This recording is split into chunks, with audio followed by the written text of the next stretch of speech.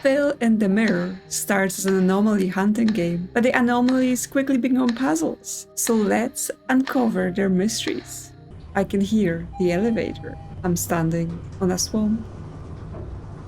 You might know that a lot of anomaly hunting games are horror games, but I've read that this is just spooky atmosphere and not like super horror, so hopefully I'll be fine and everyone else will be fine. Anyway, we're in this elevator, quite a classic setup for anomaly hunting. We've got floor buttons we can press, so presumably we'll be doing something with this, but I assume for now we just need to exit and explore. We're on floor 9. We've got a water cooler. Oh, we can drink it and don't drink it. We can make choices. Let's drink. Stay hydrated. This may change everything about the whole game if we drink or don't drink the water. The phone is ringing very loudly. Phil, you're probably confused by the sudden call. I understand. However, Phil, this is like a race. Forget your doubts and make your way to the first floor. The rules are simple. Anomalies can occur in the hallway ahead. If an anomaly has occurred, turn back and take the elevator you started from. If no anomaly has occurred, go forward and take the elevator at the end of the hall. I suppose I should also tell you what happens if you break these instructions. First, if you do not follow these instructions, you will be returned to the previous floor. Second, if an anomaly occurs, you can maintain your current floor by turning back. Third, if no anomaly occurs, you can proceed to the next floor by moving forward. Then, I'll see you on the first floor. Good luck, Phil.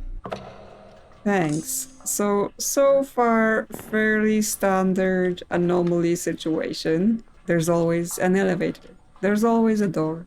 There's always a way. Thank you, motivational note on the desk.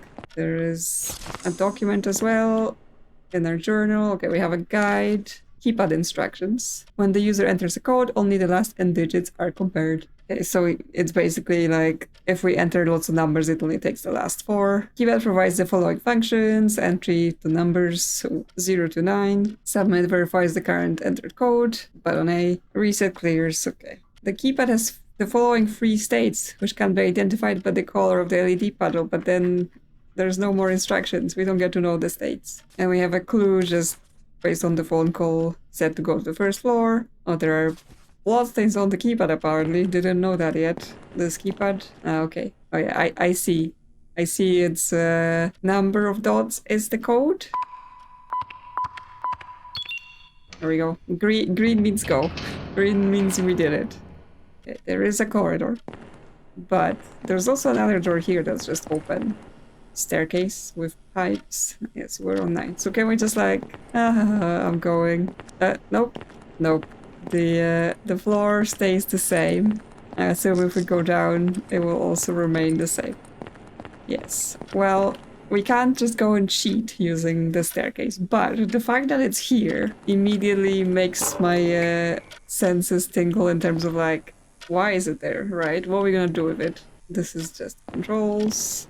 Well, let's proceed to this corridor. Since this involves anomaly spotting, I presume we need to pay attention to various things. There is a biology room. Also needs a key code. I do not presume they just reuse the codes. No. Well, it was worth a try. Do we need to know what's in here? There's like desks and papers all over, some books. And an open cupboard. We need to remember that. Pictures of this. There is a door we can interact. Ooh, a key. Well, I assume not to this door because that one has a keypad. Metronome ticking away. Lights. Bins. It's locked. Also not what the key is for. This is a dark corridor. There's a number 16 or something in there. Do we need to remember that? Maybe. Well, maybe this door is what we have. Yes, there we go. Here's another corridor. There's water dripping from the ceiling. There's a little plant fern in the corner. Ashtrays. Books. Moby Dick. Flatland. And Sisyphus. A romance of many dimensions. Well. By A Square. Got another door. It's also locked. There's a keypad. But this keypad doesn't have any numbers. But the lights indicate that we need 6 positions, digits, whatever it may be. Pendulum mechanics. I assume this is the area where we're gonna be spotting the anomalies, so we should probably be paying attention.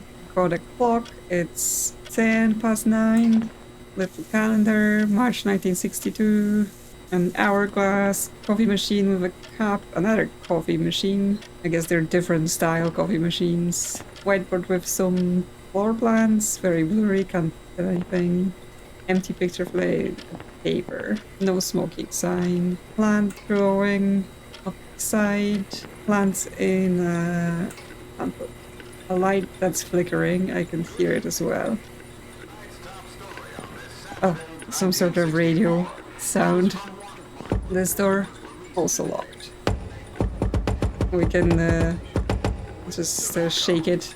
Fire alarm, extinguishers. This is also locked. Okay, smoking bad for you. That's what the radio has to say to us. There is some figurines, prescriptions, pills, light candle, wet floor sign, water heater. Okay, so typically with those games, the first time you go through, that's the normal state, right? So we should remember this as this is when everything is correct and we go through to this elevator, and then next time there might or may not be something. It also says E43, which I assume it's not the floor, or it could be saying I. So let's go to the next floor and see if we can see any anomalies. So that's what it's all about. Hello, yes, we're on floor 8 now. We can still drink water. I'm not sure if we need to every time. I'm also not sure whether this initial area is counted towards the anomalies. Keypad's still here, and we have to do the code again. Code's the same. Code didn't change. Picture look the same. The biology room looks the same. Oh, now we get 2 drawers.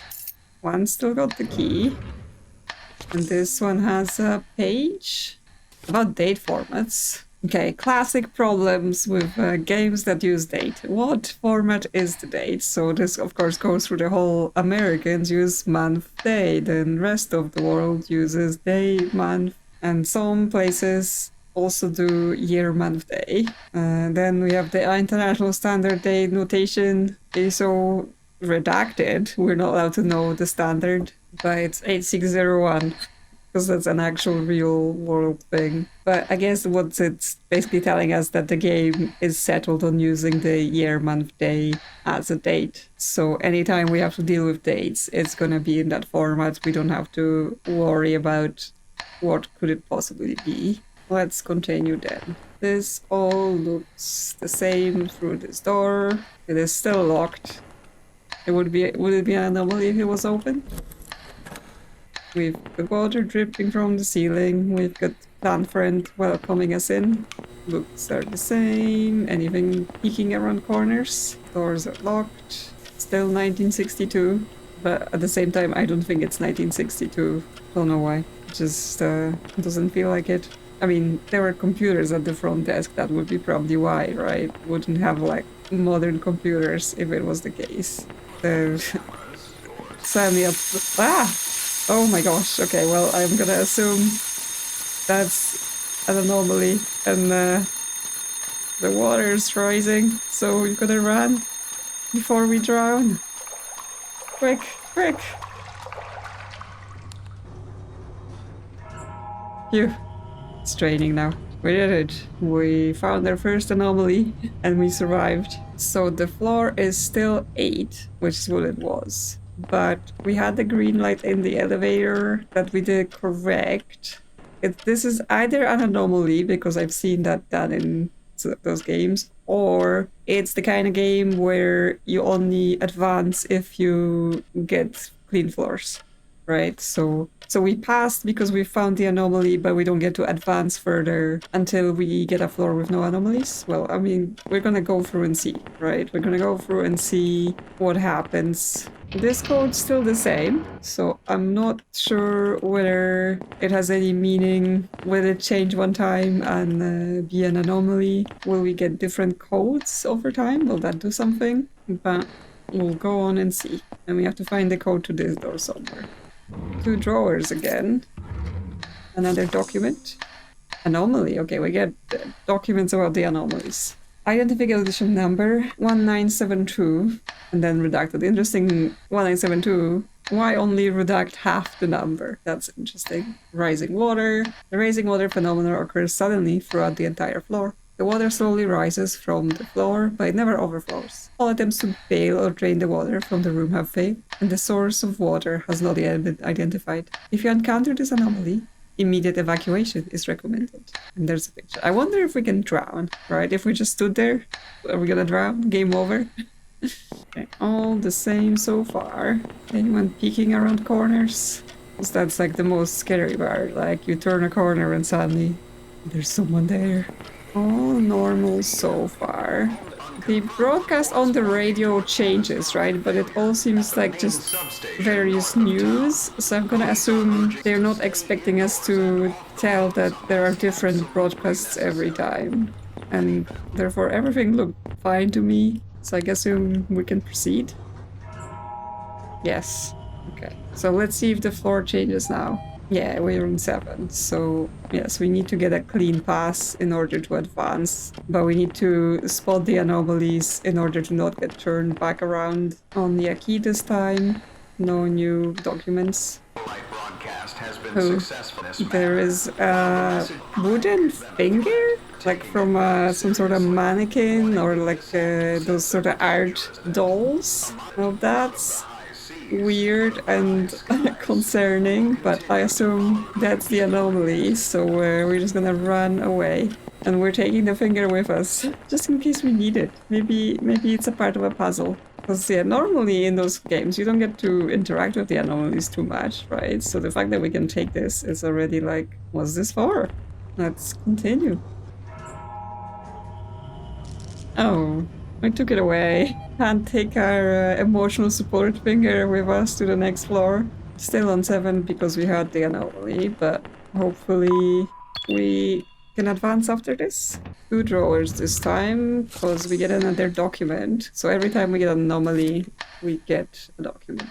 Identification number, mostly redacted, but we get 06. Severed finger is a phenomenon where a wooden finger appears on a desk in front of the distribution box on the wall of the second hallway. The finger is exquisitely carved in the shape of a human finger and has a wooden texture. There are faint red stains or parts of the finger, which leads to unpleasant imaginations. I didn't see any red stains, but I mean, if it's a severed finger, then kind of makes sense, except for that bit where wooden mannequins don't tend to bleed. Let's keep going. Oh, the key is required, yes. So don't forget to pick it up from the drawer. It's interesting that they do this, right? It's interesting that they have both us enter a code and then pick up a key, as if that's going to change something eventually. So I'm not seeing anything. Like I ran through back and forth, nothing immediately suspicious. So it might be clean then. No? I was wrong? What was it then? Oh no, back to 8. Oh, interesting. Even though I failed, I still get the piece of paper. Staring CCTV. Identification number 1971, redacted. Staring CCTV is a phenomenon that manifests from the CCTV in the first and second hallways. A CCTV with a red light on can be seen in each corner of the hallway. The CCTV, which should not move, keeps staring at me. Oh, okay, because I was like, yes, I've seen the cameras that are there, right? They're in various places in the corridors. But I didn't realize they're supposed to not move. Because yeah, they're there and in the corners. Oh yeah, because when we walk in here, this camera is totally not looking at us. But I guess it was looking at us the previous time. So we have to be mindful of the little details as well as things that are more obvious, like new items and sudden events. Now that said, I'm not seeing anything this time, so we might be fine to proceed. We might be getting a clean floor because we failed, yes. Back to 7. Oh. The door down this corridor is now open, because normally it's closed and there's just like a little round light that we can see. So I'm gonna assume that is an anomaly, so they can happen in those side rooms that we can only look through the doors. No, it doesn't make this door open though. We can't go and check out what's in there. Some spooky things.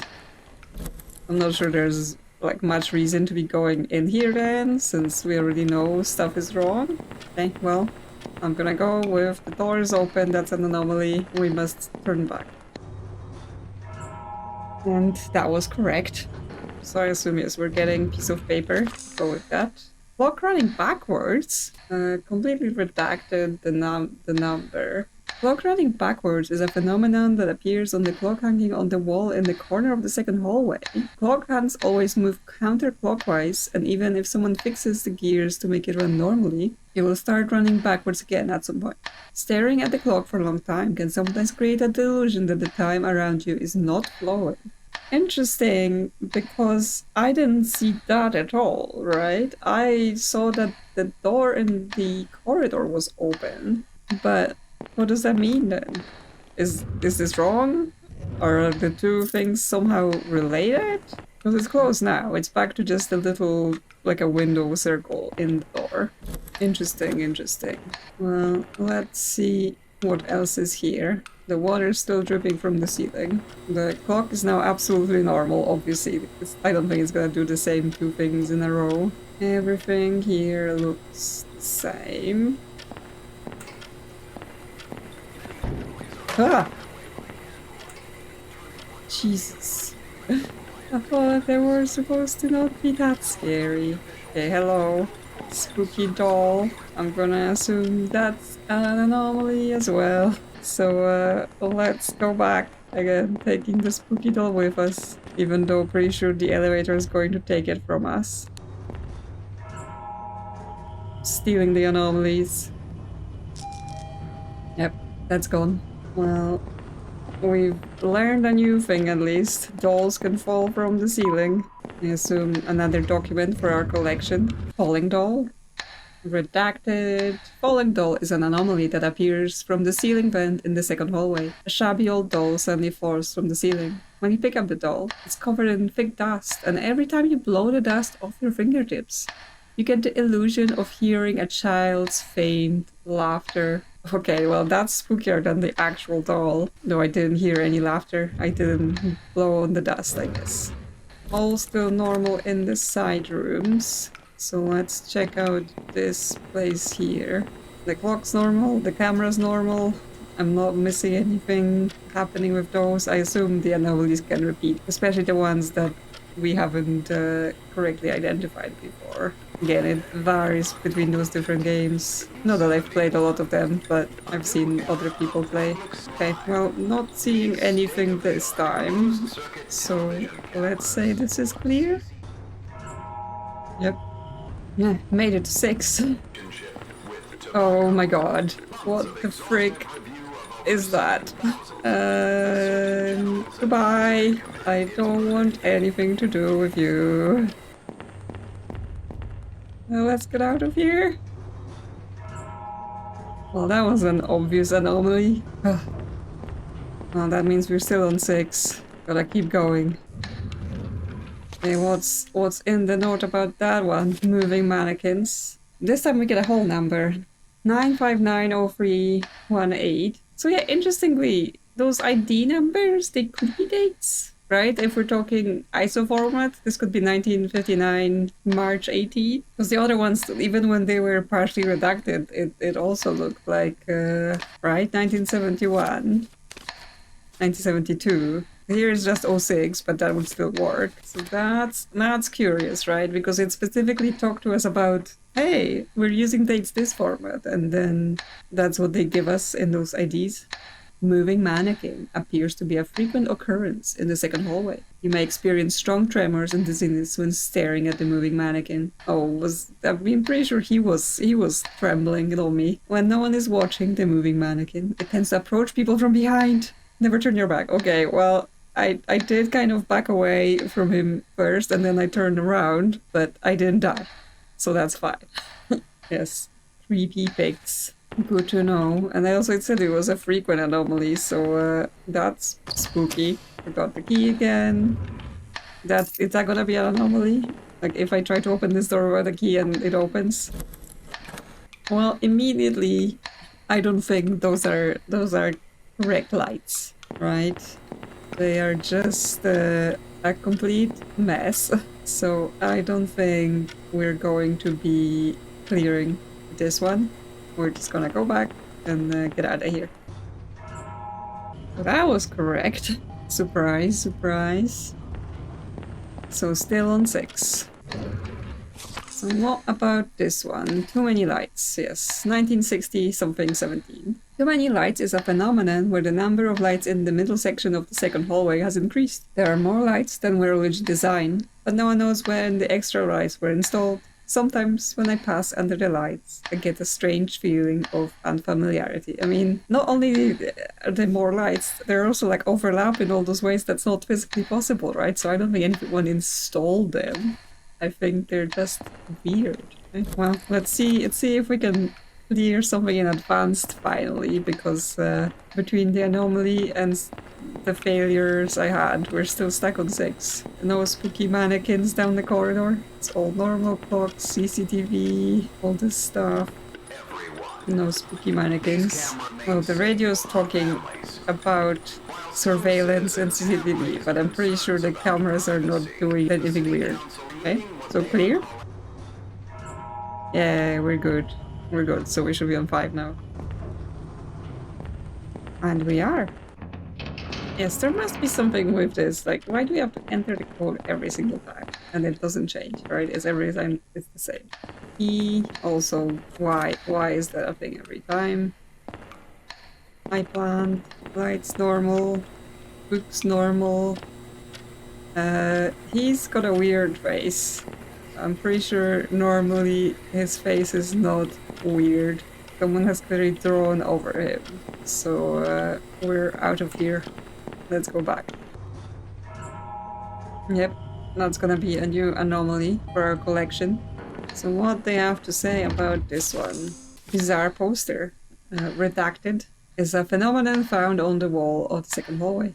It was originally a normal anti-smoking poster, but at some point, you may notice that the image on the poster has changed slightly. The expression of the person in the poster is strangely distorted, or the position and size of the image are subtly different. Okay, can it change in different ways, or is this the only one? Because yes, we've had the one where his expression has been clearly drawn over with a pen. Let's continue. Let's see if there's more weirdness happening, or do we get to advance to the next floor? Plan's still here, keeping us company every time.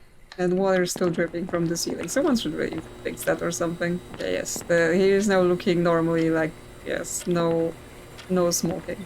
Still nothing about those doors and codes. Has there been a power cut? The radio used to be talking about generators. It's 1986 on the radio, but 1962 on the calendar, but clearly modern times in the lobby because of the computers. So it's kind of all across time, but yes, I'm not seeing anything here, so let's see if this is a clear.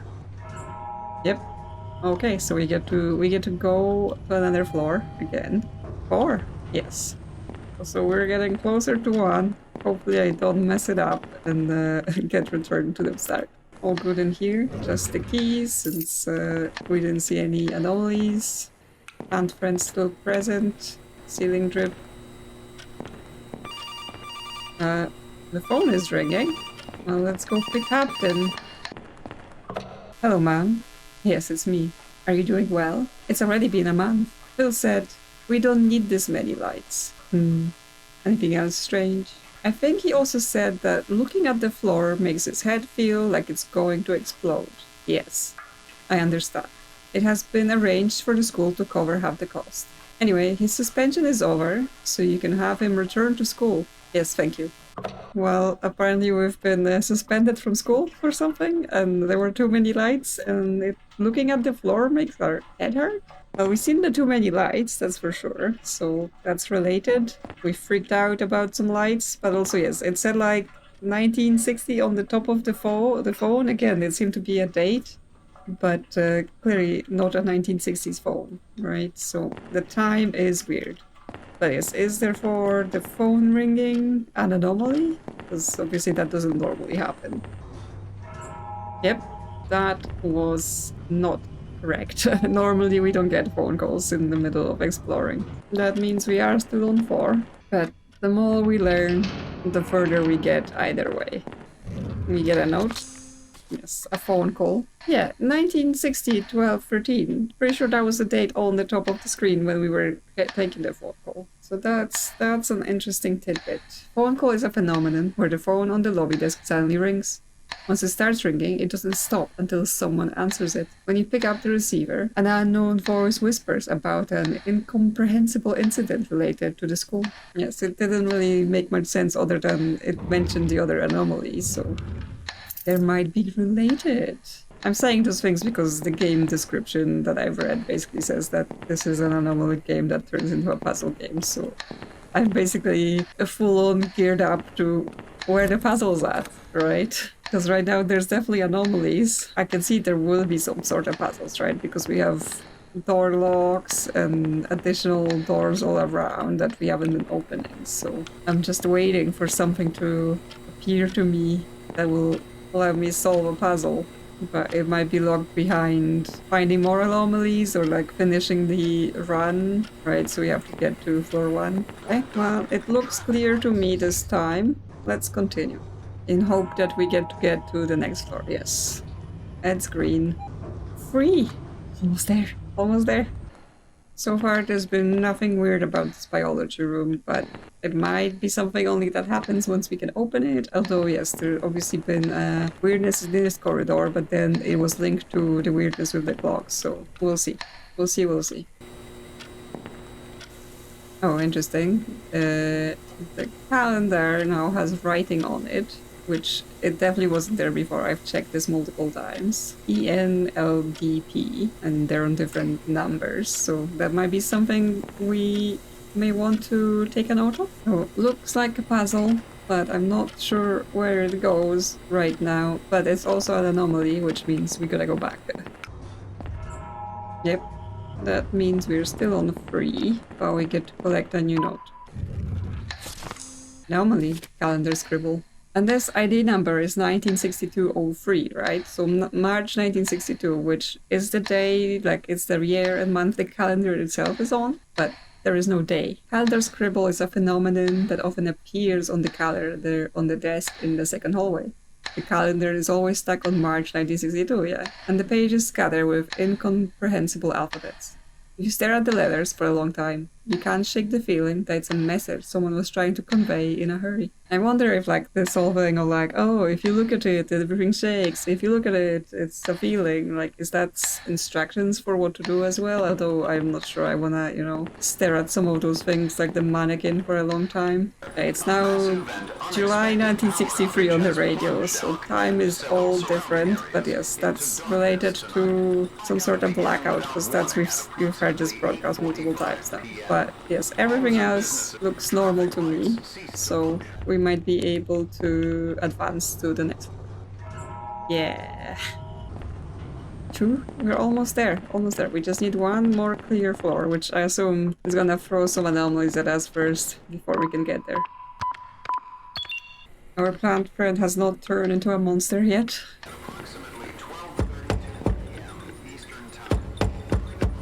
The door is banging. Should we press on it? We can press and they keep banging. I'm not sure when I risk someone bursting out of there, so let's just back away into the exit. There was a sound that scared me. I don't even know what it was. I wasn't willing to stay and check. Okay, still on 2 because of the anomalies, but almost there. We just need to get a clear pass. And I mean, that at least takes us to 1, which is our kind of first objective, right? I assume the game doesn't just end there. There's not been any puzzles yet. So what we got here? Pounding on the door, 1976. A dull thudding sound is sometimes heard from some of the closed doors in the second hallway. The sound is like something repeatedly knocking on the door from behind. It has been confirmed that the same pattern of knocking continues for hours. Okay. Nothing here about someone bursting out of the door and trying to kill us at least. But then there was some weird spooky sound as I went through back, like here. When I was here, there was like a weird scrape. So I don't know if that was something chasing me or some other sound effect, but that freaked me out more than the door itself. Let's see if we can get a clear pass, get to 1. Doors not being suspicious, stay inside monsters. Okay, well, I'm not seeing anything suspicious, but now I'm like, oh my god, it's the last one, right? If I mess it up now, I'm gonna get sent back instead of getting to the first. But let's see. Let's just commit and hope. It's green. It's green. Did it. Yay, first floor. What now? They said go to first. Oh, there is a phone call, of course. Hi. Say hello. Remain silent, because we're mysterious like that. Phil. I'm gonna assume we are Phil. So you finally reached the first floor. We are not the protagonists of this fairy tale. Chasing phantoms won't solve the problem. Ask about the anomaly, ask about the building, ask about the caller. Yeah, where am I? Please, Phil. You must not fixate on the phenomenon. The solution to a problem begins with its recognition. Allow me to broaden the scope of your perception. Anomalies are not overcome by fleeing from them. Are you sure? I've been having a pretty good success rate with just running away. If you enter the number of an anomaly into the lobby keypad, you can trigger it yourself. Oh, that's what the keypad is doing, right? That's why we have to do a keypad every time. Perhaps it would be best to start by taking this call again. So the previous one we got, that one did get a little card and it had a date on it, right? And that was the number as well. So this one might be as well. Well then, I wish you luck. So that was logged in the journal. Yes, they want us to answer the phone again. Now, we don't have a note for them calling us right now. We do have a note for where the previous phone call, right? This one. 1960 12 13. So if we do that, 1960 12 13. It's purple now. So I guess that's one of the states on the keypad, right? Because it said there were going to be 3 states. So now when we go in, the phone should eventually ring and repeat that message we've heard. It only rings once we go further in. Yeah? It's working. It's working. We're learning. Oh, that means we can probably enter other ones, but why would that, like, what do we want from them, right? It said don't run away from them. But I assume it's not as simple as just keep going as if the coast was clear. Hello, ma'am, it's me. Are you doing well? It's already been a month. Okay, so this is the same call about the thing at the school. So it's on this one, it's 1960 12 13. We don't need this many lights. Anything else? Okay, so this talks about the lights. And yes, it's all the same. It didn't change as far as I can tell. Okay, that unlocked a clue, the teacher's phone call. Phil said we don't need this many lights. Looking at the floor makes my head hurt. Okay, so we have to go to the too many lights and we have to look at the floor, I assume, because it makes his head hurt. We have to return to the school. So, too many lights. Okay, it's 1960 something 17. So we don't have the month. But it says it was about the incident a month ago, the call, right? And we know where the call happened because we have the full date to trigger it, 1960 12 13. So it happened on 1916 11 17. So I assume we have to, yeah, we can't interact, so we have to go back since this was an anomalous floor. Oh, interesting. The floor plate is now completely scrambled, so it might be that it no longer matters what floor we're on, and if we go forward or backward. Although I'm still gonna follow protocol in case the game is like, no, you go back to the start. So we're back. The keypad is back, the door is open, so we can do 1916 11 17. Yes. So now we should be at the too many lights. Yeah, we did it. Okay. Ah, because now I look at the floor and it's like, that's a number 4. That's the star. So it's like 2 3 7 4 star. What's this for? I assume not for this because there are no numbers here, but we do have the biology room, right? So here we can go 2, 3, 7, 4. Well, there's no star, but can we just say, yeah? Ah, it opened. It opened.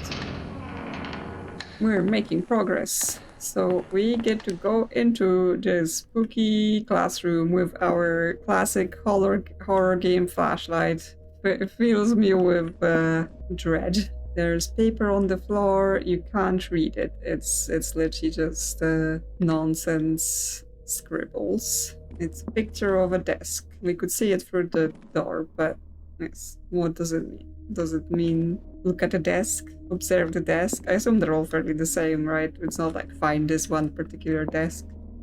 There's a paper here. Okay, so the too many lights anomaly has been updated because it filled in the number. Okay, so when we figure out the code, it actually updates the paper so we don't have to remember it ourselves. And we found a student observation journal. The date is upside down, 1959-04-12.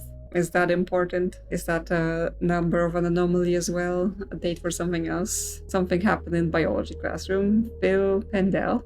That's us, I assume, since they keep calling us Phil on the phone as well. Key behavior description. While writing the numbers 1 to 10 on the chalkboard as instructed by the teacher, the numbers 3, 4, 9, 7, and 6 were written backward, especially when writing the number 196, despite being asked to correct it multiple times. It was continuously written in a form similar to 961. Okay, interesting. It's underlined, so something is important about the fact that the numbers were like offset by 1 or written upside down, right? Because if it was upside down, obviously not in this font, but in different fonts, if the 1 didn't have the little head, it could be just upside down. Teacher's analysis and opinion, it's difficult to see that this is a simple carelessness or defiance. The student does not seem to understand that their perception differs from the objective reality. It is necessary to consider the possibility of a perceptual distortion and continue observation. Student reaction and statement, the student did not seem to realize that their way was incorrect and showed a confused expression when attempts were made to correct it. Instead, they quietly but firmly insisted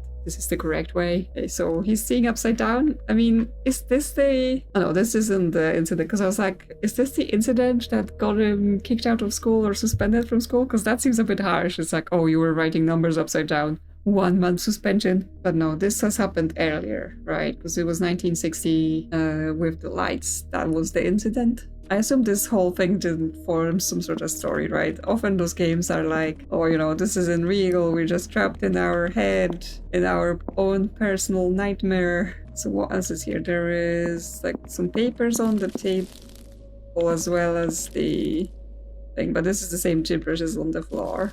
There is a radio.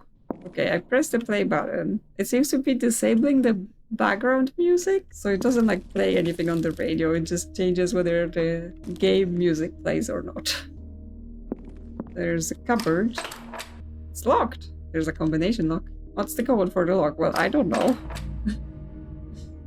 It's not a match because I don't actually know what it's supposed to be. Is there clues? I mean, we had the paper, right? So there is a date here. Yeah, it's interesting considering the content of this note that the date on this observation date is upside down. Was the world upside down and he was the only one seeing it the correct way? Well, it wouldn't be the whole date, but would like 1959 be maybe the code? It's just the year. It is. It is just a year from that note. So what's in it? Note from P. Elevator malfunction notice. Hello, we are writing to inform you about the sudden elevator malfunction. This morning, an incident occurred where a space-time gate opened after an unknown button was pressed inside the elevator. Happens all the time, honestly. Fortunately, no one was sucked into another dimension, but the elevator is temporarily out of service due to an overload. Our specialists are currently retrieving the lost parts from a parallel universe, and we expect to have it repaired soon. In the meantime, please use the stairs, or if you are able to assist, please proceed to floor 6201. We apologize for the inconvenience, P. Well, I guess now we know why we can press the buttons in the elevator, so we're going to 6201. Is there anything else here? Oh, we can crouch as well. Ah, there is a piece of paper. Another note from P. You're looking for it, right? I've hidden the code behind the mannequin in the science lab. Okay, interesting. Do they want us to go call back the mannequin for some code? Do I want to do that? We've gotta go back to the elevator anyway, and therefore we can't just go to another dimension. You know, screw the mannequin, let's see what's in another dimension. So yeah, you can press those buttons. 6 to... So this is 10, but it's scratched out, so only 0 is visible, so I assume we can use that. Are we going somewhere? It didn't do a light, so it's not like we just took the elevator. Oh yes, this is a new place. A new place we've discovered in another dimension. Yeah, this seems pretty cool so far. Now that I've gotten through the scary anomalies, although I'm gonna have to go back to them, turns out. Another button that just turns off the background music. The music in the game is just a series of little radios playing it all around. Someone kicked down the door. Okay, there's more paper for us to collect. A guide about Morse code. Okay, well, Morse code, I think we're familiar, so it gives us number notations. So we're only gonna need numbers because it makes sense since we're dealing mostly with keypads here. And then this one, something's redacted on it. Parent-teacher conference record. 1961, May 12th. Phil Pendel.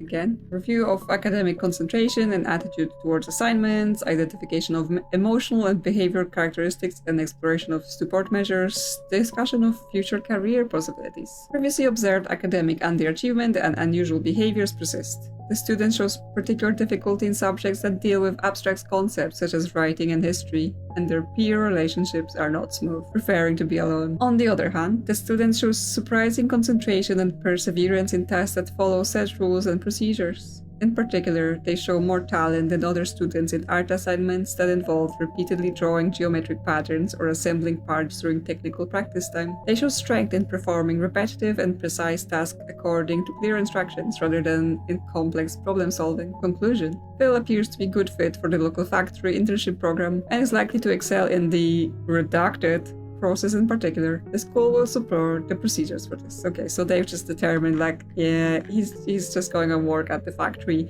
in the redacted department. What they do in the redacted department sounds suspicious. Spooky floor noises.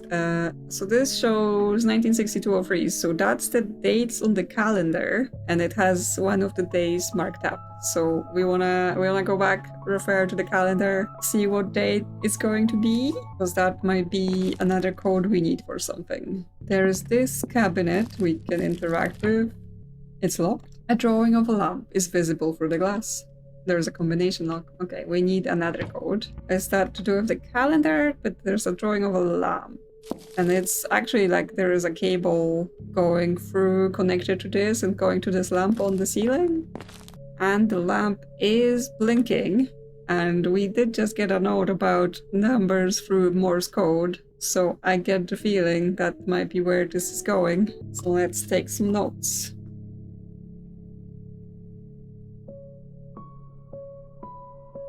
Okay, so 5 dashes.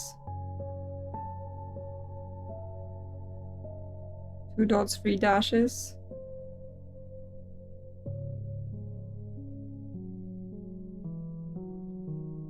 Then it's 1 dot, 4 dashes, and 4 dots, 1 dash, I think. So let's see. So it's 0, 2, 1, 4. Yeah. So there's a book, but we can't get it, but we get another piece of paper. A document, foreman's note. It's already the middle of March. The new workshop's door lock consists of 9 buttons, which must be pressed in specific order. Since the verbally communicated code is easy to forget, please come up with your own ways to remember it. Phil has a clever way of memorizing the code. You will all be surprised when you see the calendar on the desk in front of the entrance. If you're not sure, think about Phil's last name. Ooh, interesting. Okay, so we had that one anomaly, right? I've written down what was on the calendar, where it had letters, and actually here we learned that, or I think on the other school note as well, our name is Phil Pendel, and the letters were ENLDP, which means Pendel. It's a possibility to make from those letters. So we do need to go to the calendar. I'm not sure we need to trigger the anomaly again, because I've written it down, and we don't even know... Actually, we might know, right? Because it's 1962-03, which is March, which is what was on the calendar, and this is telling us which date on the calendar that will be. So actually, do we just go on this elevator to get out of here and return? Because obviously this is a completely different space now. It's okay. So we're back here. Door is locked. If I just open it normally... Okay, so the biology room remained open. We don't have to worry about entering that code every time. I assume we may still get like a random anomaly here. But yeah, anyway, we had a marking on that board on the calendar, and I think it was the 12th. So if we go and make it March the 12th, we should be getting the calendar scribble if we want to. I mean, I'm gonna see without it, right? Because the letters were arranged in a pattern on the numbers, right? So there were E on the 6, N on the 8, L on 14, D on 20, and P on 22. Which gives us a 3x3 grid, which is what this is, right? And Pendel is a 6-letter word, which we need 6 inputs for this. So I think if we just follow the node as it was, we will know what to enter here. Because obviously 6, 8, 14, 20, 22, if we put those numbers together, that's gonna make too long of a number. So I think it's just the positions on the pad. So it's E, E, N, D, E, L. Ooh. More doors open. Cool. Another dark and spooky room. And as I say, there are like mannequins in here. Ooh, okay. A bunch of mannequins that are totally not going to move and take my head off, right? Nothing's bad's gonna happen. They didn't move when I looked away. We're safe, I think. There is an interactable here. It's locked. They speak with both hands. We need a code that is something to do with both their hands. Like they're showing things. I don't want to go near them. Oh, okay, so they're like they're doing numbers. So they have numbers on their heads, 3 and 4. That might be like positions, and then they're doing things like he has a 3 here. And he's got like 2, but then they say both hands. So like, if it's a fist, it's a 0, but if it's like this, he might be doing a 4 here. So a 3 and 4 is a 7. So number 3 is a 7. Like 3rd position is a 7, and 4th position is a 2. Well, there's more mannequins down there. There's a phone, some lockers, piece of paper. Yes. New information. Internal report. Lost telephone exchange card report. Redacted date. This report is to notify of the loss of a telephone exchange card by employee redacted of the production team 2 and to request a reissue in accordance with regulations. The employee stated that they last used the card near the maintenance passage in Area C during their night shift on redacted. Following an on-site investigation today, it is presumed that the card fell into the drainage pipe passage located next to the 2 green cabinets in Area C. This space is structurally inaccessible, making physical retrieval difficult. It has been concluded that the lost card is unrecoverable. The employee has been given a verbal warning and reminded to take care of company property. For the reasons stated above, I request the prompt issuance a new telephone exchange card to avoid disruption to the employee duties. Okay, so someone lost their card next to green lockers, which is here, down a drainage pipe. Okay, so there's basically just an open pipe next to your lockers, and you can just accidentally drop your things. We can't reach in there or anything like that, so they said unrecoverable, but the fact that it's telling us this, it feels like we need to do something. There's some markings on the walls, but I'm not sure if they're anything. Is there a code written down as graffiti? And there is a phone and another piece of paper. What's this then? Telephone exchange card user manual. The card is an authentication card for using the company's internal telephone system. You can use it to access internal records and information services through the internal telephone exchange. Lift the handset to confirm that the exchange system is connected. Follow the exchange system instruction. Enter your 4-digit employee number. Okay, so we probably need the card to get someone's number. After the system verifies your information, the following options will be available. Check your workout records, recent clock-in and clock-out records, check major company announcements. If you lose your card, please contact the management department, extension redacted, of course. We can't call and get a new card. The card is valid for 5 years. Please report any problems. Further inquiries, please contact department on extension not given. Cool. So here's the phone. Pendulum Mechanics. Hello, this is the company's time and attendance recording system. To check your recent time and attendance records, please enter your 4-digit employee number followed by the pound button. Yeah, I don't have it. 1111 pound. The employee number you entered is incorrect. Please try again. Cool. Well, therefore, we need to get a card, get a number, see what we can find out. There's more mannequins. This one's got some paper and a number 2, so he's also giving us a number. Finger amputation incident report. It happened in 1975, but the day and month are redacted. Serious injury occurred in production team 2, section C, where employee, redacted, had his right index finger severed while working. The investigation confirmed that the safety cover of the something has been arbitrarily disabled. In addition, it was found that the maintenance records for the machine had been missing for the past 3 months, indicating that safety inspections had not been properly conducted. Well. Not following procedures. The injured employee was immediately transported to hospital. The redacted, where the accident occurred, is under review for indefinite suspension of work and disposal procedures. Due to a power issue that occurred during the accident handling process, the time clock in section C has malfunctioned, causing a problem where the date does not update. Until repairs are completed, all employees are requested to manually record their clock in and clock out times. Okay.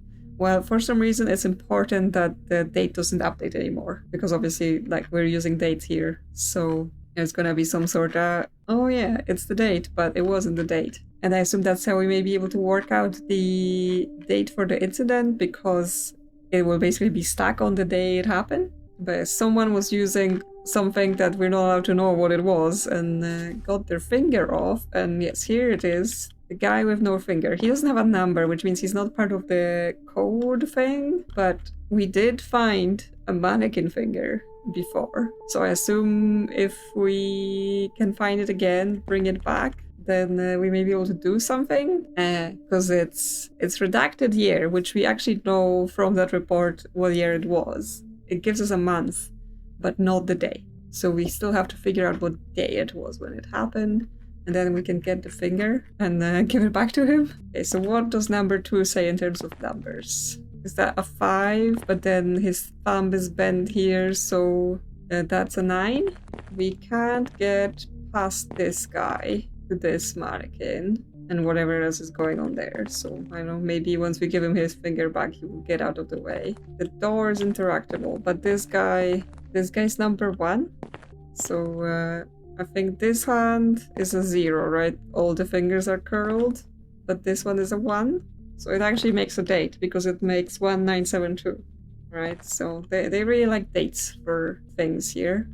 But before we go, there's also this door. Who are you? How are you there? You shouldn't be there. No, never mind what I just said. What is your name? Well, my name is Phil Pendle.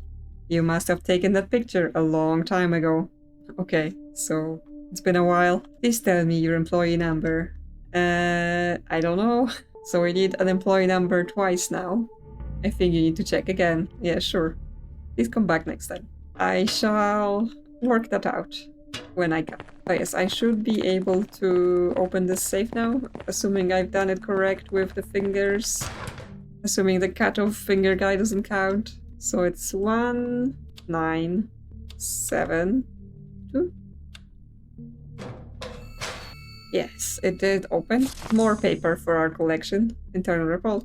Telephone exchange card recovery report. 1972-0417. Okay, this is underscored, so we probably want this. and that's the same year that opened that safe in the first place. Regarding the discovery of a telephone exchange card in the maintenance area drain, okay, so they did get it back out, so can we not get it? Or do we have to do whatever they're telling us? During an inspection of the piping system to address the recurring drainage issue in Area C, one telephone exchange card was discovered in the main drain of the maintenance area and it's hereby reported. During the process of flushing a large amount of water for a drain pipe endoscopic inspection, the card which was stuck inside the drain floated to the surface due to buoyancy and was recovered. Okay, so it's telling us, hey, if you pour water down the pipe, then you can get the card back, which we know we need. The card is an item that they have issued.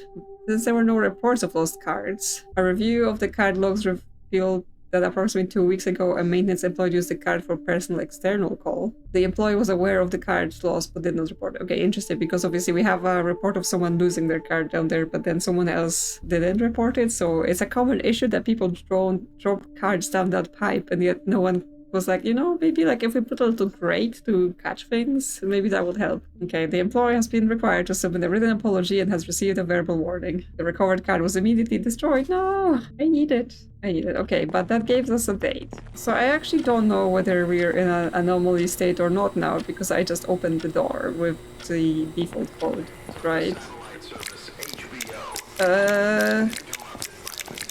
What is happening? There's like wet sounds and wet something, so I assume we are in an anomaly state that I haven't seen before. So I'm going back out this elevator.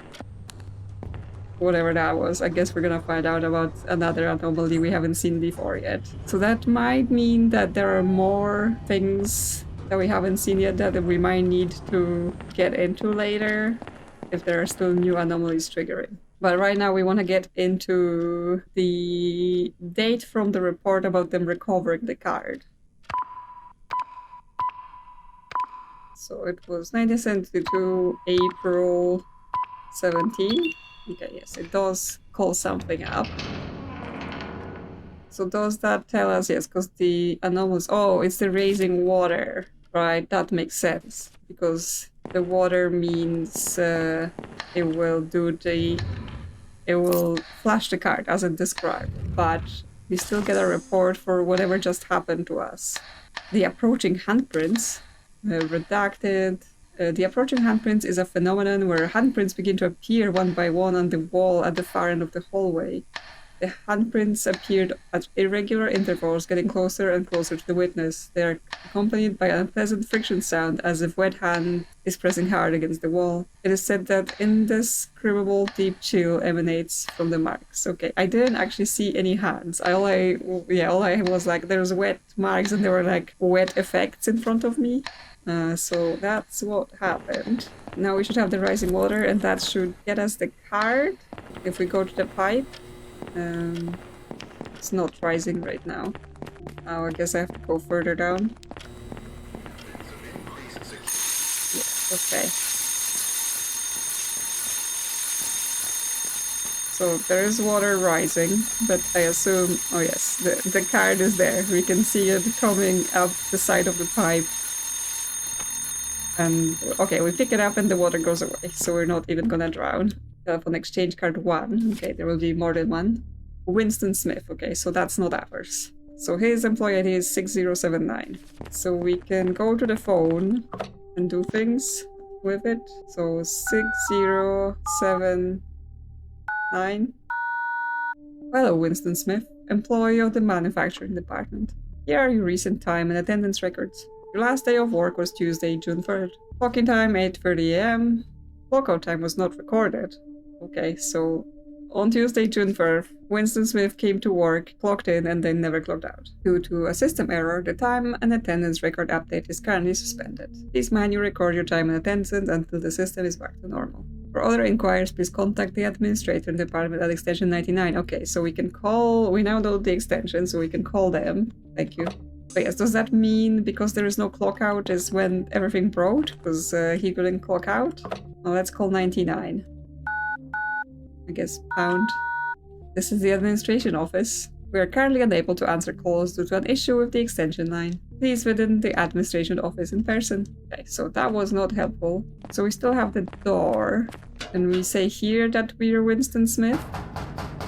What is your name? Yeah, I'm Winston Smith. Do you think I'm blind? That's enough. Okay, so here we're not allowed to claim we're him, but when we said we're Phil, which we are, it said, yeah, that's fine, just give me your number, which means we still need to work out what the employee number is for us, Phil and Dell. What have we learned? We've learned that Winston didn't clock out on June 3rd. What year was it, right? Because, okay, we got full free time and attendance, yes. Winston Smith's last recorded day of work was Tuesday, June 3rd. And yes, then the attendance was suspended. So it happened in 1975. So we should be able to now get the finger, because I assume that's where that leads us. Like if we go to the finger, yes, because this is in June as well. So that might be how we do this. So now we enter 19750603. Yep, that's correct. That has updated the finger anomaly to fill in the date. So we go grab the finger and give it back. No one else sneaking up on us. Yes, at least if we know we've triggered an anomaly, I guess we're safe from anything else sneaking up on us. It's just when we just enter the normal code, it can be random, right? Well, anyway, we've got the finger, so I'm hoping we put it here. Yeah. There we go. He's all back together again. And he's got something for us in his belly. Note from P. Note inside the mannequin. 6201 and then 7602. Okay, so this is 6201 was elevator to another dimension, and then we go to another dimension.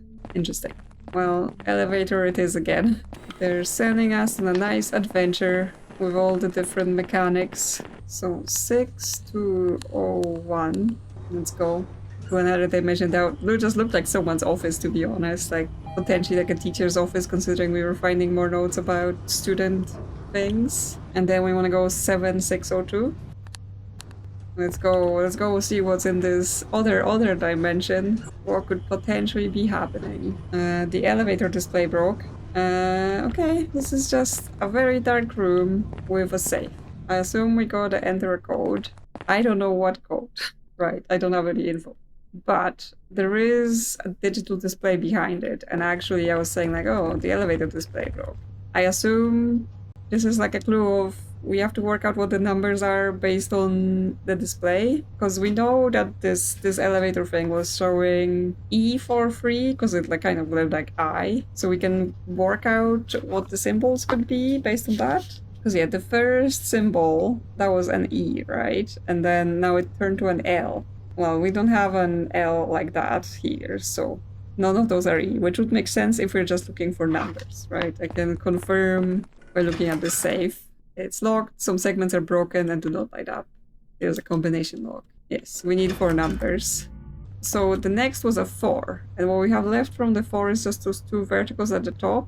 And actually we can see here the second digit is 2 verticals at the top, so the second digit is a 4. Then the last one was a 3, and it just has this top line on the right and the bottom line left. And that's actually the same as the first digit here. So the first one is a 3. So 3 and 4. Then this one, considering what it already has, it could be a 2, an 8, or a 0. And the last one, well, it could be an 8, right? That's the tricky thing. Like 8 and a 0, they cover a lot of that area up. It could be a 5, it could be a 6, or it could be a 9. So the 3 was missing 3 lines. The 4 was missing 2 lines. So there isn't like a pattern of like, it's always missing a specific number of lines from it, right? That would tell us like, oh, it can't be an 8 because that's too many. Is there some other way we can narrow it down? Because obviously if it was just one number, that's fairly easy, we can cycle it. But because we're not sure about 2 numbers, that makes it a bit more complicated to just go through and confirm every single one. I think it might be that in each of the displays, the same things are not working, right? Which means like the 4 has the 2 top numbers here, right? So it means that if the number is not displaying that line, it doesn't have it, right? Because obviously 3 doesn't have the line on this side, it's not showing anything here. A 2 wouldn't have a line here, so it's not showing. But for the last one, a 5, a 0, and an 8 would have a line here, but they would also have a line here. So that means this is a 2 and this is a 5, because otherwise, if it was a 0 and an 8, they would be showing the lines on this side and on this side, because those are working, and this one at the bottom here as well. So by that logic, is 3, 4, 2, 5? And so it is. So it is. I was like, and there's nothing in it. No, there's just a piece of paper just so brightly lit up that I can barely see it. Diary. Phil's diary. Date is 80/23/97/90. I don't think so, Phil. Yes, Phil is having some problems with his numbers. I was cleaning up the plants in the flower bed in the front of the entrance, and I was about to go inside. I had to open the front door while playing along with my child's knocking game. You can't do it like that. You have to change it. I memorized the numbers and knocked again, but the child shook their head.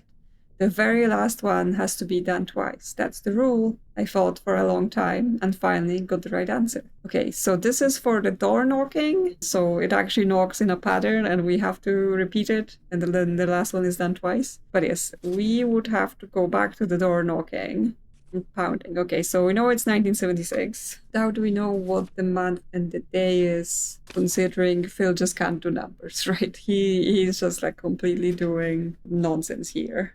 It does look like it's formatted by it as a date and it's underlined like this is information. But what does it mean? Can we do some maths here to work it out? Well, if we know that the year is 1976, then actually with 8023, the numbers always add up to 9, right? Because 8 and 1, 9. 0 and 9, 9. 2 and 7, 9. 3 and 6, 9. You get it, right? So that would then leave the month to be 02 and the day to be 09. So February 9. Okay, so let's see. Let's see if that's correct by returning to the lobby and entering that into the padlock. And then we have to go to the scary door and play a knocking game with some child's ghost. So 1976. 0209. Yep, that's accepted. And that is indeed the door pounding anomaly. So I am quite aware that the note in the classroom told me to go back to the mannequin, but I'm like, I don't want to see that guy. He looked creepy. Plus, I don't even know where I would put that, right? So I knew I was coming here and I still got scared. I don't know where I would put that mannequin thing because I opened the door in the classroom, right? I don't think there was any other code things. Okay, let's focus. Let's focus on how many knocks we need to do. 3, 4, 2, 5. Okay, so it's 3, 4, 2, 5, but we have to do the last one twice. So 3, 4, 2, 5, 5. We just knock. They're fighting because like I'm trying to count but they're knocking at the same time and I'm like, confusing. Okay, it opened. Another dark room we have to go into. There's interactable coat hangers. So I assume we're gonna be doing something here. Okay, they go down and up when we pull on them. Okay, so we need some sort of pattern. A door that's not interactable. Attic, some sort of sink. Gift box with a note. Okay, more notes. Phil's diary again. 1976. It was the child's birthday. From the morning, the child was glued to the window, endlessly flipping through the pages of a toy store catalog. But I couldn't bring myself to meet the child's eyes. My wife was listless all day, and the hospital bills kept piling up endlessly. I couldn't even think of going to the store, nor could I afford to. In the end, I had no choice but to find a dusty old doll in the corner of the warehouse, clean it, and sew it up myself to give to the child. Happy birthday, my dear. The child, for whatever reason, hugged the old doll tightly and smiled brightly, but I couldn't bring myself to smile.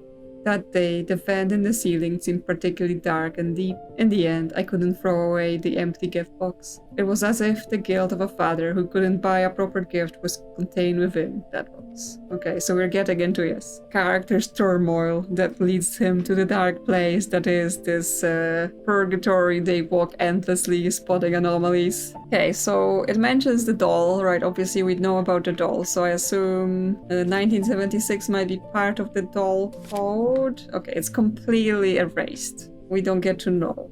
But therefore now we know it's gonna be 1976 and it was a child's birthday. So we have to find out about Phil's child and when their birthday may have been. And then we can do something with the doll here, I assume, because anyway, anytime we've had anything like, oh yeah, it mentions this anomaly thingy, that's how we interact.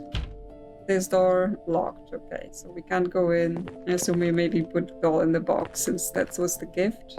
Okay, so we still have the coat hangers. We need to figure out what to do with those. So with the coat hangers, they move in like interconnected ways, and they all started at the top. So potentially it's some sort of puzzle where we need to all get them to like similar position at the bottom. This is the default position, and then yeah, we can see that we can pull it down once. But then, yes, there is a third position where it goes down further, so it's 3 steps. But depending on this one moving down, this one there first moved down, but then back up.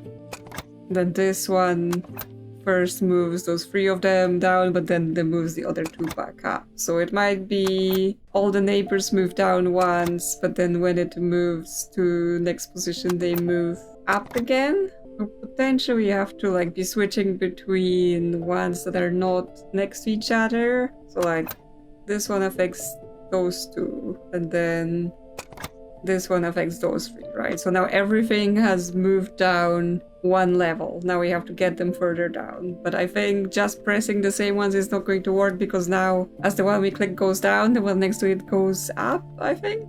But let's see. So if we press down here, this guy has now gone up, right, to the default position. Which means if I move this guy, those 2 are going to go back to default position. But then... okay, so now we have this offset with the 2, and the edges are down, and then those all are offset. If I drag this guy down... okay. The logic of this seemed a bit complex. Like, I'm of course familiar with puzzles where like neighbors affect each other, but here there being 3 positions, it wasn't always super clear, but it worked out in the end. Okay, well, some books fell out of the attic, so that added a whole section to here with 7 separate documents. Rita and Phil's memo. The year, month, day, hour, and minute of our daughter's birth have all the numbers from 0 to 9, each appearing only once. Okay, we needed the child's birthday, so I assume this is where we're getting in. Phil, you got it wrong. You thought that because you were looking at the 24-hour digital clock at the hospital, right? They said the clock was 2 minutes fast. Oh, then Mary should have been born on the instead of the That's a shame. I thought I had made a really amazing discovery. Okay, we're gonna have to do some sort of number elimination puzzle to figure out the child's birthday. There was, I think, a year we had, at least from either from the doll or from the letter, from the diary here. But this is them having a birthday at some point in the future where they received a gift, right? So this isn't the child's actual full birthday. We just know they were born at some point before 1976, but not exactly how long before. I mean, we could make some assumptions, right? They're probably older than a year old, because that would be pretty young for like browsing a catalog and whatever. But they're probably also not 20. On this birthday, right? Any more details we can get from this stuff? Remodeling estimate. Okay, well, they're remodeling bathroom and a kitchen. There's some cost, like lots of numbers, but nothing that I'm like, okay, but what do we need this for? And obviously nothing to do here with the child's birthday. So in 1970, they got a remodel. But then in 1976 they were poor and didn't have enough money for a child's birthday present, so things have gone down in their quality of life. Company memo from 1974. Phil Pendle promoted to team leader. Okay, so things were going okay, and then things were going really badly, right? I think he was saying his wife was sick. We sincerely congratulate Phil Pendle on his promotion to team leader. Yeah, he's been a good worker. We have responsibilities about creating safe work environment, efficient asset management, work culture of mutual respect. We congratulate team leader Phil Pendle. Okay, so that's just that he got a promotion, so he was doing well at his job, but then again, sadly he was poor and didn't have money for his child's birthday. Photo of the kitchen chalkboard calendar. New kitchen rules for Matrix Rita and Phil and our little Mary. Now that we have a new kitchen, let's make some small promises to be happy together, so we're better us. Like chores. Just Phil and Rita, so I assume that's the parents, right? I mean, we are Phil, and I guess the wife is Rita. Okay, so they're doing the dishes. You're the best for getting it done, even when it's tough. I love you. Now that we have a child, let's always eat out on Sundays. Of course, it will be difficult to go out for a while because of Mary anyway. Let's not forget each other's hard work and be thankful every day for a life full of love and laughter for us. Okay, so they got a new kitchen and they also have the child at the time. So it was around 1970 because we know when the remodel happened. So the child could have been born around that time, especially that they're saying it would be difficult to go out for a while because of Mary, right? So obviously if they have a newborn, that's harder to go out because of that. Obstetrics medical records. Pendle Rita, yeah, that's the wife. Her date of birth and patient ID are redacted, but she's visiting in 1970s, so yes, if she's going to OBGYN in 1970, especially at the start of 1970, then likely had a child in 1970. The patient is in good overall condition and reports feeling fetal movements consistently, no specific discomfort or pain is reported. Assessed a healthy pregnancy, approximately 34 weeks. Expected delivery at 40. Yes, so definitely 1970 is the year the child was born. And about 6 weeks from 23rd of February specifically. Obviously, it's not always like to today, and obviously this is written at 34 weeks, so things could have changed in that time. We can say the year of the birth was 1970, and well, it had to be between basically early March. I mean, expecting everything was going fine at the 34-week visit, right? So if anything gets like turned, could have been early March. Then to early April, where would be the expected time? Like, I wouldn't expect it to go any further than basically first few weeks of April, right? Because it's possible for the child to come early with some complications, but if they were taking too long, that's just medical intervention, right? So it wouldn't be any further than the 40 weeks. So the exact date, if we were saying it's going to be exactly the 6 weeks from that day, it would have been the 6th of April, I think. So few days give or take. Wedding invitation. Rita and Phil. Wait, it says his Rita Pendle, but it's like, surely on the wedding invitation you would put her maiden name, unless she was already Pendle, and then she's still Pendle. 1969. So we're getting a bunch of dates from their life, but right now we're only interested in the child's birthday. I'm not sure what's the rest. Rita Pendle diagnosed as stage 4 breast cancer. Okay, so that's why things have turned so soon, and suddenly they're in trouble with like medical issues. And 1977, June, I should have noticed sooner. Because yes, it was already in 75, he was like, oh, she was lying in bed and tired and medical bills. So they may have not yet had the diagnosis yet, but there was something clearly wrong. And just lots of medication. Yeah. Poor family. It seems like even despite his school difficulties, he was building a life for himself, but then things took a turn. So it feels like this and the obstetrics report is mostly what we need to work out the child's birthday.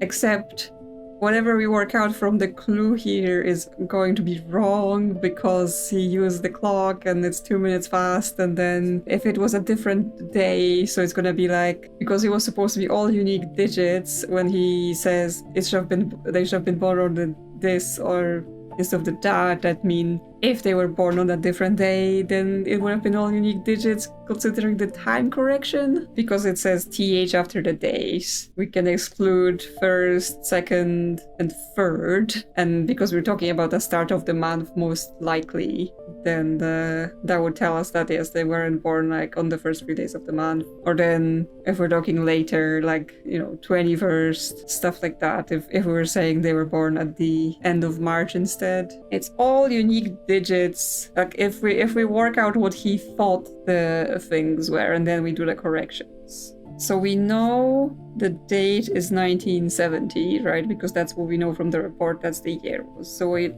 means that immediately uses up 1, 9, 7, and 0, right? So we're left with 2, 3, 4, 5, 6 for the day, the month, the hour, and the minutes. Now, we don't need the hour and the minutes to get the ID of the anomaly, but obviously it will help us eliminate some numbers, because if we're talking about 24-hour digital clock, for it to have any significance, it would have to be after 12 p.m., right? Because on the digital clock, then that starts going into 13, 14, 24 hours. If it was before 12, whether it's a 24-hour clock or not, it makes no difference. Right, so that means out of the numbers we have left, it has to be an hour starting with a 2, right? Because we don't have a 1, so it's not going to be anything between 13 to 19. So it would have to be 2 something, and then we only have 3 left, so it had to be 23, which is 11 p.m. Then is the minute situation, right? Again, we have 4, 5, and 6 left,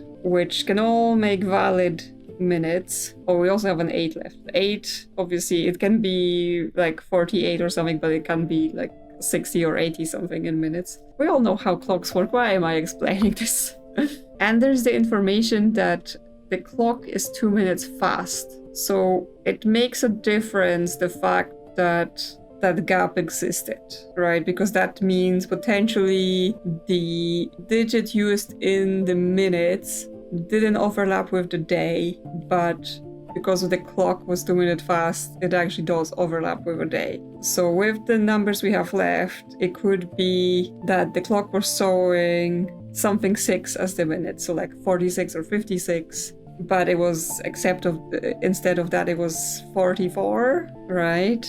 But then that if we were going from 6 to 4, like 44, that would make it never unique. So 46 as a combo, like if it was 46, but it got changed to 44, changing the day would never have fixed this, right? So we know it wasn't 46 past. That combo doesn't work. It could have been 56 past, because that would can turn into 54, which is still unique numbers. Or it could have been 58 past, because that would get turned into 56 past. And it couldn't have been 45 past, because obviously we don't have a free for that to return to the mix, because we already used it up. So we know that now the first number of the minutes is going to be therefore 5. And actually, looking at that then, because we already used 1, 2, 3, that means the only month the child could have been born is April, right? Because we were saying, it could have been end of March or early April, but we don't have the 3 left, and so it cannot be March, and we wouldn't have any numbers left to make the day either. So the child was born in April. That further excludes the 4 from being the number for the minutes. So it's between the 6th or the 8th. Well, actually, with the numbers remaining, it can only be the 6th, right? Because with the number remaining, the fast clock would have been showing 23:58, and then it's 2 minutes fast, so it changes to 23:56, which now overlaps with the child being born on the 6th, so that note on the end is saying they should have been born on the 8th instead of the 6th. I think that logic follows. We get to confirm it by doing our anomaly code. Yes, that radio just scared me. And seeing if it gets accepted. I am easily scared by noises. We need to refresh the floor. So we've got 1970, 0406. No? Oh, maybe we do want the 1976. I think I confused myself, right? Because that's when the doll is from, right? The doll would have been from the 6th birthday in 1976. So if we do 1976 0406. Okay, so it gave us the year we wanted to use. We just had to figure out the day and the month, but then I have confused myself and went for the whole actual birthday. Okay, so now let's be prepared, because the doll is going to fall on her head. Yes, there we go. It's here. So now we put it in the box where it belongs. Yeah, it just pops in. A door has opened. And we get to go in here now. Yes, this anomaly has updated with the date. Is this their new kitchen?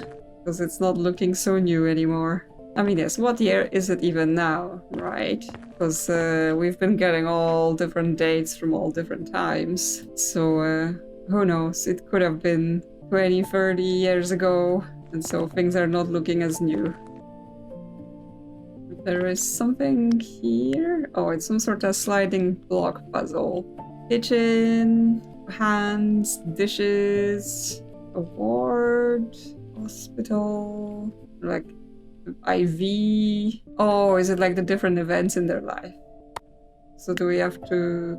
Okay, so now we've uncovered that this is the marriage, and then it's kitchen dishes. Oh, that the promotion, baby, and sickness. So we have to arrange them on this board based on what we learned from all of those documents. I was wondering, because I was like, if only the birthday, what is all of this other stuff about? So in that case, well, we know the wedding was 69, and actually that was, I guess, the first thing because that's just set on the board. Then the child is born in April 1970, but this remodeling job, assuming they followed the schedule, it was finished in March 1970. So the kitchen happened before the baby, and the bathroom and all that. So then I assume this stuff, right? The chore thing. The chore thing references both the new kitchen and the baby.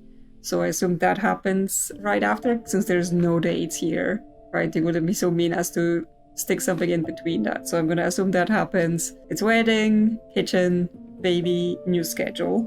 Then yes, the promotion is 1974, so that's way later, right? The other events at least happened all in the same year, so they're closer. This is years. And then the illness is it's even later. That's 77. Okay. So that's yes. That's easy enough. So now we just have to do some blocks. So wedding, kitchen. But we need to get the baby to slot into there. Yeah, so we have... Oh, okay. Apparently that was all we needed to do. The rest was already where it needed to be. So that's done. Get the paper. There's letter to Rita. I guess I'm following the same path as you after all. The hospital told me I have stage 3 lung cancer. Okay. It's not going great for Phil and his family. I assume he's writing this letter as I'm following the same path as you after all, like she's already passed away. I can't tell you how empty and void the days have been without you, but I still have things I need to do. I remember what you said on the day you left. You always hated hospitals, but in the end, that's where we'll meet again. Now I think I understand what that means. It's time for me to go back to a place I've been running away from. To be honest, I feel like I can't breathe. I climbed on level up the staircase of life, then another, and then the world started to come into view. But now I feel like I've tumbled down 3 levels and I'm looking at the world from a darker place than when I started. Still, I have to climb 1 more level. Yeah, so as I was saying, those sort of games often are like you're trapped in some sort of thing in your head. It sounds like it may be Phil's dying thoughts. That's pretty sad. Yeah, well, what the letter of at what the end of that letter was stating is what we have to do on the staircase, which obviously when I started I was saying, oh yeah, the staircase is open, but you can't just go up and down, right? The floor stays the same. Oh, actually the floor is now erased. I guess it's the same as this here, where it no longer matters what floor we're on, because we're not doing that anymore. So we have to go 2 floors up, then 3 floors down, and then 1 from up. And that will do something. So 1, 2. Okay, we can see the world coming into view.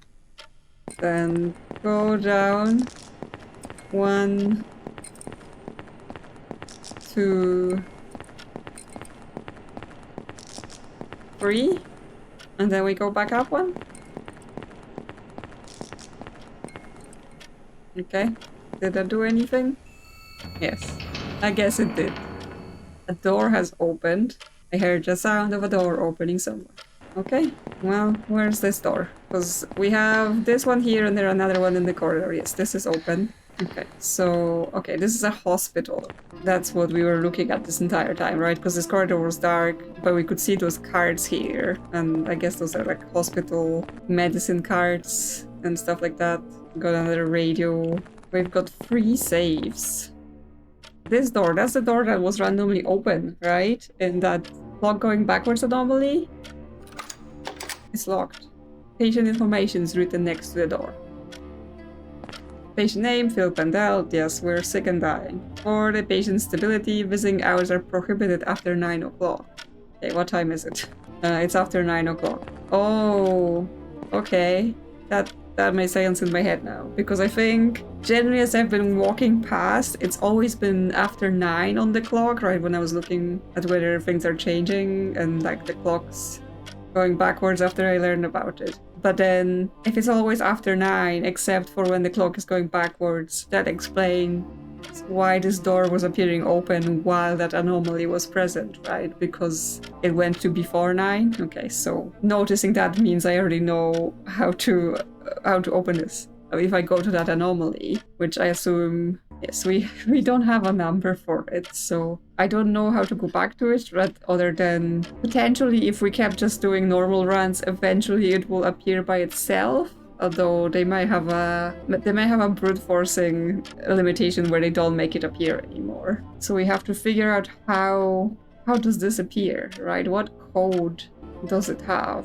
The thing is, this isn't linked to any event. Like, right, this isn't telling us, like, oh, the other things, the story was like, oh, it was the toy for the child, or the day someone at the company lost a finger, or whatever else, right? Like, this doesn't have any data associated with it. He's not like, oh, in my diary, I'm gonna write the day the clock went backwards. So I'm not sure how we're getting to that. But we have saves, so we can start with those. Maybe there will be further clues in there. Yeah, it's locked. A document is inserted.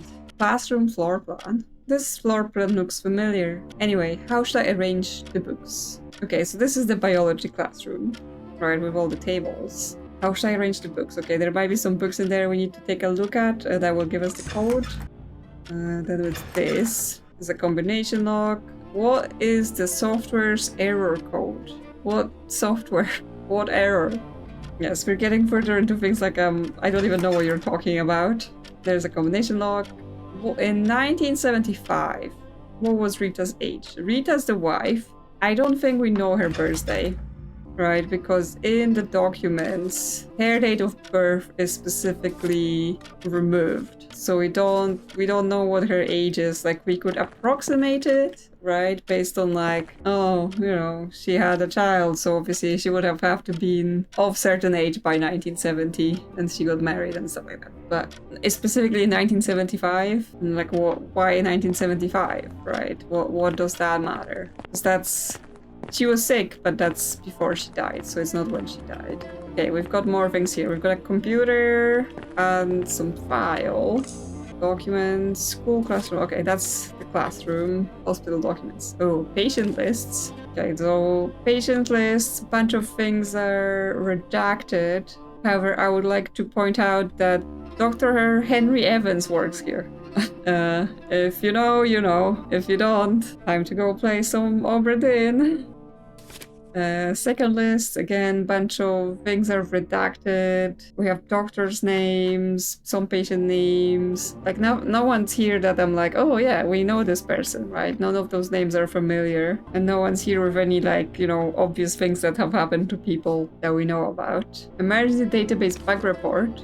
A bug has been reported that causes the system to crash while using the emergency database. Use with general user privileges. Check data related to a patient with a finger amputation accident. Okay, well, we know that guy, but I didn't see either his name or the finger amputation as a thing, but obviously that's because a bunch of things are redacted, right? The system crashes immediately. An error code redacted is generated. Okay, so this is the error code we're trying to get for the safe. This error does not seem to occur when accessing with administrator privileges. So I assume that's to do with this computer then. It's critical analysis and record engine. Patient number to continue. Well, we can just enter any number and it gives us 404, patient number not found. But if we look at the documents then, because yes, no one here has a finger situation that we can see, right? It could be one of the redacted. And I think, right, because we had Winston Smith and he was the one that stopped coming to work after the accident happened, right? So it's him who lost a finger, but he's not on the list. Well, because certain names and certain conditions are redacted, and none of the ones that have just a name or just a condition redacted are that guy's name or his condition, presumably he might be one of the ones that are fully redacted. So we have like 5310, right? We know nothing about them, which means they could be that, although the entries are very short, so I'm not sure finger amputation would fit in that. And that's the only one on that page. Here we got 6813, again, kind of short, unless they're using a shortcut. 5112 and 7501. Okay, well, let's try them in the computer then, see if anything happens. Okay, well, this is just access denied, 48-year-old man, but it didn't crash, right? It's not a software error, it's just that access was denied. 7501, that's the same, 45-year-old male, access denied. 6813, also denied. Also, yes, on this thing it says backup last run 19 of June 2025, right? So we're actually in present time here, and everything else is just events from their lives earlier on. But that didn't cause anything either. Well, none of them appear to be crashing, right? All of them seem to just be, oh yeah, it was a patient, but it doesn't cause a crash. So that means, what does that mean? Well, it means that none of those people are the guy that lost his finger, even though that's what it wants us to enter for the thing. Unless it's a different name, right? Because I was like, oh, it was the last day that guy came to work, so that must be him who lost the finger, but that doesn't, because the accident also caused the system to stop working, which actually it would have probably been everyone's last day that was logged on the system. So I might be misreading that it's the same guy, right? It might be someone else, like the person that lost the card and the person that lost the finger are not the same people. Different people are losing different things. Well, what we also have is the thing for the classroom. So it said something about the books. Well, on the shelves it's just plans, but there are books like on the desk. Well, I wouldn't really call it a book, this stuff, right? Because there's one here and then there is a bunch here. I would more say it's stacks of paper, but I can't interact with them, right? I can't pick them up because it says anyway, how should I arrange the books? But I can't arrange them in any way. Like, I can't touch them. It's just the way they are actually placed is supposed to be some sort of hint information. I am also still aware that I have this, right? You're looking for it, right? I've hidden the code behind the mannequin in the science lab. I think it's saying we have to go back to the mannequin. And I'm like, I don't want to. And I don't actually know what this was for, right? Because I've got the code for this cupboard from something else. So I don't think there's anything else that's closed in here. And I'm not sure those two are related. Like, is that mannequin here related to the books? Like, we got that note so much earlier. But I guess let's call him forth. and I can see if he's got anything for us. As much as yes, of all the things I've had to come across in the corridor anomalies, I don't like that. Can I even call him for? Oh, I think yeah, because he's one of the ones that actually has stuff. Yeah, so he's 1959 0318. Yep, that was accepted. Unfortunately. So time, okay, this is still open, so that does not change. Let's face him then. Yep, there he is, jiggling. Well, it said behind the mannequin, right? So do we have to go behind him? Making a noise. There's something on his back, okay. Is that just 1959 upside down? Because it could be 6561, right? Looking from here. But, yeah.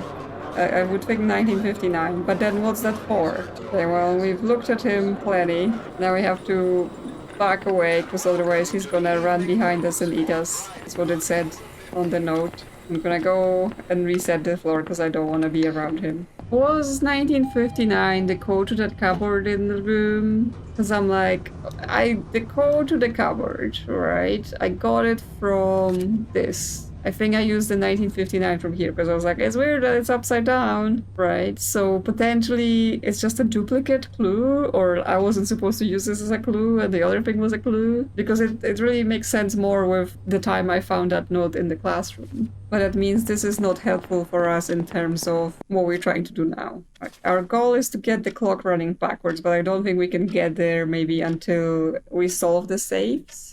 I'm just going to the pounding door anomaly now because that door is open, which means it's an anomaly, but it's not.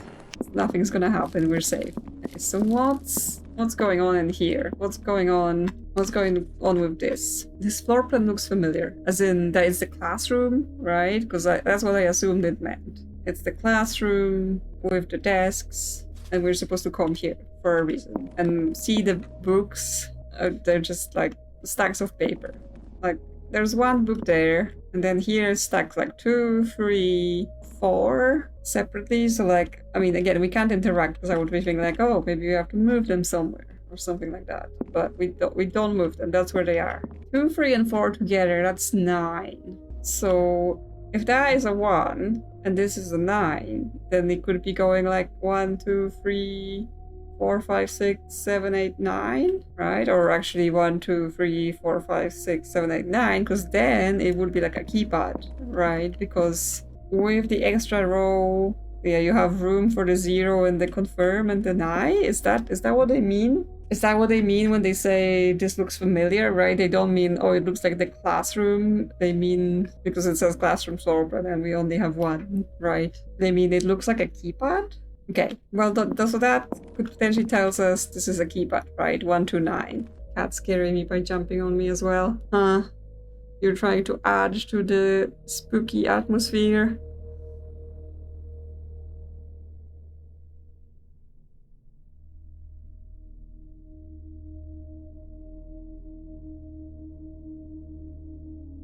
But then from there, what tells me which numbers do we want, right? If this is 1 to 9. Because like, desks aren't distinct in any way. The chairs are in different positions, right? Like, but they're not, like, we have, sometimes the chairs are sideways, sometimes they're tucked in here, sometimes they pulled out more, but that's too many, that feels like too many unique positions for it to be meaningful, right? If it was like a couple things that all show up, like if it was tucked in chairs and pulled out chairs every time, like the same way, I would be like, oh yeah, so that one thing means that and one thing means that. But they just appear too random to me to mean anything. What we're looking to get, right, is a 4-digit number, because this piece of paper came from this safe, right? So it needs a 4-digit number here. So somehow we have to work out how does this represent a 4-digit number. Yeah, I don't see any markings. There's like nothing in the shelves under. Again, the chair just seemed too random for them to be meaningful. Like, again, the papers on the floor, too random, right? Sometimes they're between the desks, under the desks, nothing there. only other potential thing is like this is saying this and then this 3 times, right? Like, because I've taken it as they represent the number, but it's maybe like it's a keypad and then press this first, then second, third, and fourth. Like, is that what they mean? So it's gonna make 1999, which again is a date, 1999. That's a valid date if we're doing, like, everything is dates, right? If something doesn't make a date, we can almost exclude it immediately. So 1999? It is 1999. Okay, that was the first one that I was like, I'm not sure what you're trying to tell me, game. Took a while. We get a new piece of paper. Oh, and we get a card again. Phil Pendle, okay, that's ours. 6075 is our employee ID, so we can go speak to the door about that, 6075. And then we get our own diary again, 1975-06.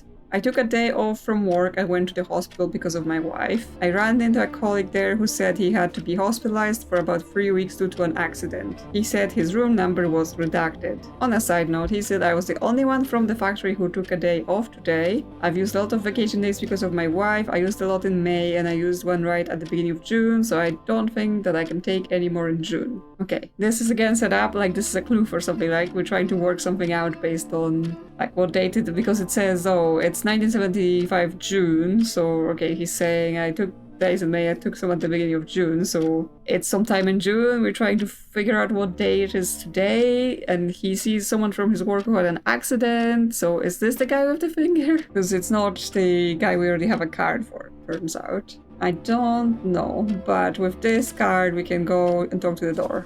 Hello, door person. I finally know my employee number. I don't know what that's gonna do, but I assume we want to do it. Yeah, it's me, Phil. Tell me your employee number. It's 6075. Okay, it matches. There's one document requested under the name Phil Pendle. Look at your feet. A document slipped under the door. So, okay, this is leave roster, so that matches to that thing we were just reading, right? So something about taking days off. But again, all of the days are marked out, so what are we doing here? So P. Pendle took a day off in June for some reason. They redacted. And on the same day, and Harvey took an early leave for redacted reason. Now, that's the only time Bill Pendle is here seen taking a day off, unless he's one of the redacted people again. So what are we, because I think it's related to this third diary, right? Like, I think that's what we're supposed to use to work out what date is here. What are we needing this date for as well, right? Because I'm not sure, is this an anomaly? I'm not sure there was an anomaly related to him going to the hospital to visit his wife, unless we're saying that's when the clock went backwards. Yeah, so colleague had an accident, need to be hospitalized. He said I was the only one from the factory who took a day off today. But on this document, right, there isn't a day where he's the only one, right? The day where he's named, there's 2 names on the thing, and there actually isn't a single day where there's just one person off. So unless we're saying the guy in the hospital also counts, I mean, this is vacation approval list. Like, do you take out a vacation because you had an accident?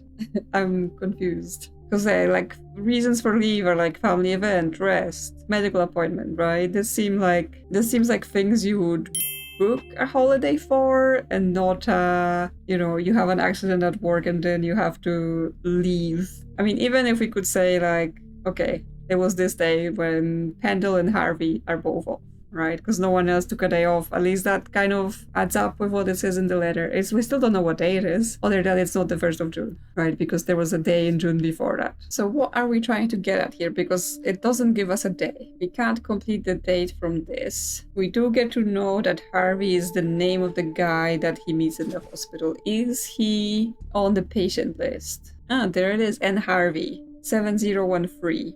So if we put that in the computer, he may be the person that breaks the system. Let's see. 7013. System error. Invalid memory access. Dead. Okay, so the code is 12. Yeah? That what we put in that software code safe? Yeah, so 12? It is 12 indeed, okay. Seems like the puzzles are very sequential, so if you know where you're going as a direction, you can kind of work out maybe what are they trying to ask you, even if it's not super clear. Also, like interesting, there's like markings, like here's zodiac signs, here's moon phases. Like, what does that mean? What is this then? We get okay. This is the. It took a screenshot of the database back. I guess we need it. A guide to the early symptoms of cancer. Signs by cancer type. So because he said like he was having some sort of right in this diary or letter. Yes, he has lung cancer eventually, but she got breast cancer. So, is there anything we can get from this? Okay, well, we can get symptoms of it. So what? Can we find one of them as the patients based on like some symptoms? So maybe, you know, it wouldn't say that they're there for cancer, but they're there for one of the things that says here for lung or breast. Let's see. So someone has swollen axillary lymph nodes. So they said like lymph nodes in the armpit, something swollen. Obviously some things are redacted, so we don't know, but then we know that the names connected to that are not who we want. Okay, well, so the only one in those documents is the lymph nodes that are anything to do with things. So it's 1096. But I'm again like, I'm not sure where will that take us, right? Because that computer system was very like, even if we know someone's number, it doesn't show much. 1096. Yes, access denied, but we know it's a 31-year-old woman that was this patient. And it was 1975 when that finger accident happened. So what the notes seem to lead us to believe that Phil is in the hospital to see his wife who is sick and meets the guy from his work who has this accident. And therefore it is 1975 when this is occurring, right? Where he's seeing his colleague in the hospital. And therefore, if his wife is here, that's her age at the time, which is, I think that last save, that's what it was asking for, right? It was asking what was Rita's age in 1975? Yes. Now I'm almost in like, the game is giving me numbers. Where do they fit? So was she the 31-year-old patient? She was. Okay, that's how it all connects. We can just get more paper. Our reward is just constantly more paper. On the symbolic structure of the Eastern view of time. Okay, so this talks about constellations and the moon phases and the sun and day and just general time, right? So it is related to the things at the back of those saves, right? Because this says year, but then the moon phases are monthly, and then the sun phases are daily, okay? Oh, right, because we made a date. We made a date. That's 1999, December 31st. So is that something we want to enter into our anomalies summoning keypad? Well, I guess there's only one way to find out. So what are we summoning, right? Potentially that's how we summoning the clock going backwards, right? Because we have no information about this, and that's why we need to open the door. So this might be how we get it. So 1999, 12:31. Yep. Yep, that's what we do. So when the clock is running backwards, the door is open. Now, like, the door is open. Oh no, the door is open. What's waiting for us inside?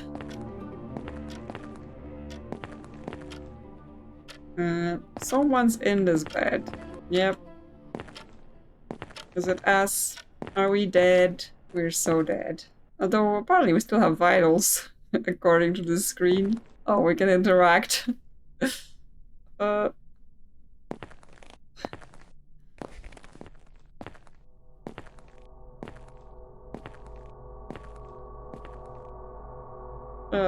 Don't touch it. Okay, the phone is ringing. Saved by the phone. This phone? No. Okay, I guess the one at the front. Please, then, dead body, don't get up, don't chase me. I cannot take that. Phil, you finally made it to the end. Doesn't this thought suddenly cross your mind? The actors in a one-act play, do they know they are acting? That all of this is a tragic comedy with a predetermined beginning and end? The actor knows that fact. The actor does not know that fact. The actor knows. Magnificent.